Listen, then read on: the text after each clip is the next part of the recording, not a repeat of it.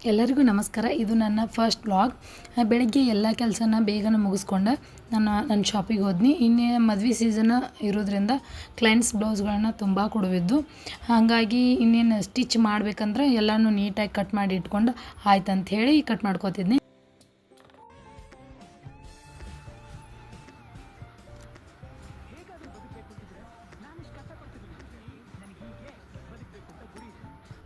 ನಂಗೆ ಹಿಂಗೆ ಬದುಕಬೇಕನ್ನೋ ಆಸೆ ಇರೋದ್ರಿಂದ ಇಷ್ಟೆಲ್ಲ ಕಷ್ಟಪಡತ್ತೀನಿ. ಹಿಂಗೆ ನೋಡ್ಕೊಡ್ದೆ ನಮ್ಮ ಗುಂಡು ಮಲ್ಕೊಂಡು ಅವ ಎದ್ದ ಬಂದುಬಿಟ್ಟು ನಮ್ಮ ಯಜಮಾನ್ರು ಅವ್ನು ಕರ್ಕೊಂಡು ಬಂದ್ರೆ, ಈ ಕಡೆ ನೋಡ್ಕೊಡ್ದೆ ಏನಾಗ್ಬಿಟ್ಟಿತ್ತು ಅಂದ್ರಪ್ಪ, ನಮ್ಮ ಮಸೀನ ದಾರ ಕಟ್ಟಾಗಿತ್ತು, ಅವರ ಹಾಕ್ತಾರಂತೇಳಿ ಸುಮ್ಮನಾದ್ನಿ. ಈ ಕಡೆ ನೋಡ್ಕೊಡ್ದೆ ನಮ್ಮ ಗುಂಡು ಒಟ್ಟು ನನ್ನ ಬಿಡವಲ್ಲಾಗಿದ್ದ. ಆ ಕಡೆ ನೋಡಿದ್ರೆ ಕ್ಲೈಂಟ್ಸ್ ಬ್ಲೌಸ್ ತುಂಬಾ ಕೊಡುವಿದ್ದು.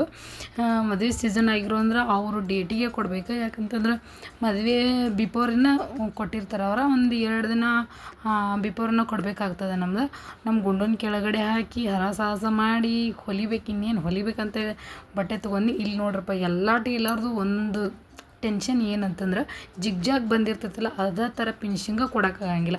ಮತ್ತು ನೋಡಿದ್ರೆ ಸೀನ್ ಕಟ್ ಮಾಡಿದ್ರೆ ನಮ್ಮ ಗುಂಡು ಮತ್ತು ಎತ್ಕೊಂಡ್ಕೊಂಡು ನಾನು ಆಡಸು ಅಂತೇಳಿ ಕಿರಿಕಿರಿ ಮಾಡಾಕತ್ತಿದ್ದ.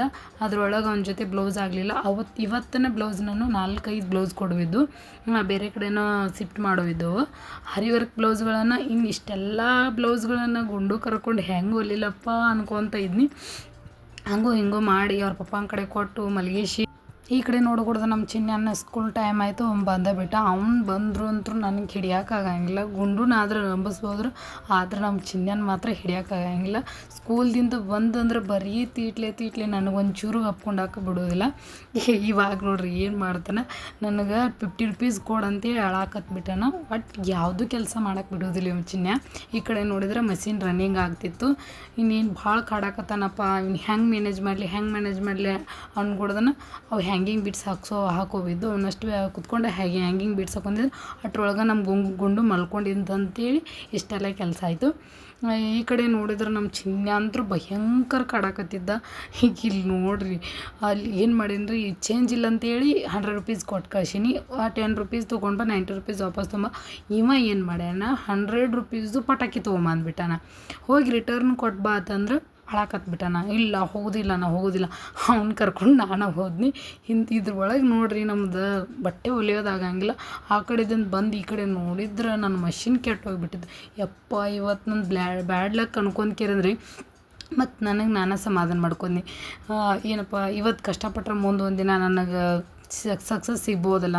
ಇವ್ರ ಪಪ್ಪನೂ ನಮ್ಮ ಮನೆಯವ್ರೂ ಭಾಳ ಹೆಲ್ಪ್ ಮಾಡ್ತಾರೆ. ಇಲ್ಲಿ ನೋಡ್ರಿ ದಾರ ಸಿಕ್ಕೊಂಡೈತಿ, ಹೆಂಗೆ ಸಿಕ್ಕೊಂಡೈತಿ ಅಂದ್ರೆ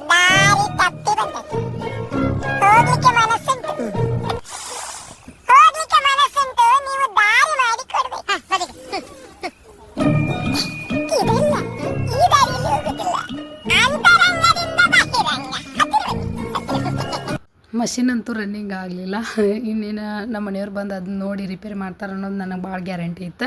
ಈ ಕಡೆ ನೋಡಿದ್ರೆ ನನ್ನ ಸ್ಟೂಡೆಂಟ್ ಒಬ್ಬರು ಕ್ಲಾಸ್ನ ಕಂಪ್ಲೀಟ್ ಮಾಡಿ ಕಸ್ಟಮರ್ ಬ್ಲೌಸನ್ನ ಹಾಕಕತ್ತಿದ್ರು. ಹೆಂಗಾಗೈತೆ ನೋಡಿರಿ ಮ್ಯಾಮ್ ಅಂತ ವಾಟ್ಸಪ್ ಮಾಡಿದ್ರು. ನನಗೆ ಅವರು ಕ್ಲಾಸ್ ಹೇಳ್ಕೊಟ್ಟಿದ್ಗೂ ಈ ಥರ ವರ್ಕ್ ಹಾಕಕತ್ತಾರಲ್ಲ ನನ್ನ ಸ್ಟೂಡೆಂಟ್ಸ್ ಅಂತೇಳಿ ಭಾಳ ಖುಷಿ ಆಯ್ತು. ನೋಡಿರಿ, ನನ್ನ ಫಸ್ಟ್ ವ್ಲಾಗ್ ಆಗೈತಿ. ಇದ್ರೊಳಗೆ ಏನಾರ ಮಿಸ್ಟೇಕ್ಸ್ ಇದ್ರೆ ಹೇಳ್ರಿ.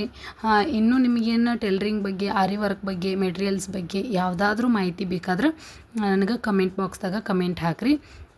ಫಸ್ಟ್ನೇ ವ್ಲಾಗ್ ಆಗಿರೋದ್ರಿಂದ ಏನಾದರೂ ಮಿಸ್ಟೇಕ್ಸ್ ಇದ್ದಂದ್ರೆ ಸಾರಿ. ನೆಕ್ಸ್ಟ್ ವ್ಲಾಗ್ ಯಾವ ಥರ ಮಾಡಬೇಕು ಅನ್ನೋದು ಕಮೆಂಟ್ ಮಾಡಿರಿ. ಹಾಗೇನಾದರೂ ಮಿಸ್ಟೇಕ್ಸ್ ಇದ್ದು ಅಂದ್ರೆ ತಿದ್ಕೊಳ್ಳೋಕೆ ಪ್ರಯತ್ನ ಪಡ್ತೀನಿ. ಇಷ್ಟು ಬ್ಯುಸಿ ಲೈಫ್ ಒಳಗೆ 2 ಮಕ್ಕಳ ಕಟ್ಕೊಂಡು ಮಾಡೋದು ಭಾಳ ಕಷ್ಟ ಐತಿ. Thank you so much.